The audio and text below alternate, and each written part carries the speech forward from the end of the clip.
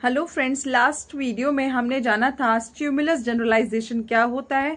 आज की वीडियो में हम जानेंगे stimulus discrimination, extinction and spontaneous recovery के बारे में। तो आइए जानते हैं। स्टिमुलस डिस्क्रिमिनेशन स्टिमुलस जनरलाइजेशन के बिल्कुल ऑपोजिट होता है।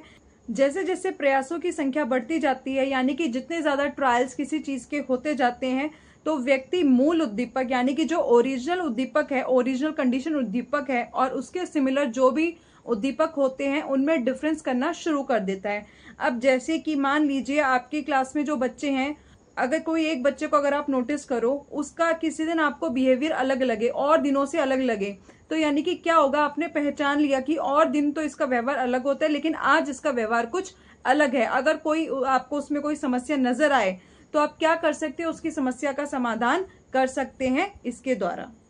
एक्सटिंक्शन के बारे में, घंटी बजाने के बाद कई प्रयासों तक खाना ना दिए जाने पे क्या होता है कि जो कुत्ते के मुंह से जो लार निकलती है वो धीरे धीरे कम होती जाती है, और अंत में ऐसा भी आता है कि उसके मुंह से लार निकलनी ही बंद हो जाती है घंटी की आवाज होने पर। जब कई प्रयासों के बाद यानी कि बार बार ट्रायल्स हो रहे हैं और उसे स्वाभाविक उद्दीपक यानी कि यूसीएस नहीं दिया जाता है, तो जो भी उसने कोई व्यवहार सीखा है वो उसको करना बंद कर देता है। जैसे कि कुत्ते के मुंह से लार आनी बंद हो गई, यानी कि बीच बीच में हमें उसे यूसीएस देना चाहिए।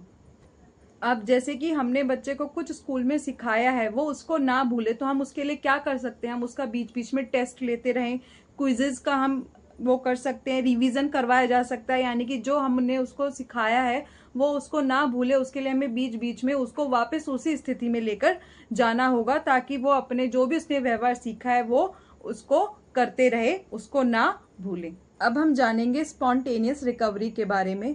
जब किसी सीखी गई अनुक्रिया का विलोपन हो जाता है यानी कि एक्सटिंक्शन हो जाता है, तो थोड़े समय बीतने के बाद जब उस अनुक्रिया से संबंधित उद्दीपक को दोबारा से प्रस्तुत किया जाता है, तो व्यक्ति उस उद्दीपक के प्रति आंशिक रूप से प्रदर्शन करता हुआ पाया जाता है। जैसे कि कुत्ते को कई प्रयासों के बाद भोजन नहीं दिया गया तो उसने लार साफ करना बंद कर दिया, यानी कि उसके मुंह से सलाइवा निकलना बंद हो गया।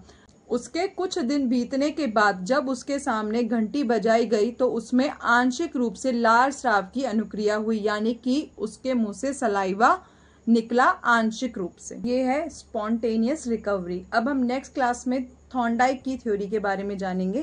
Thank you.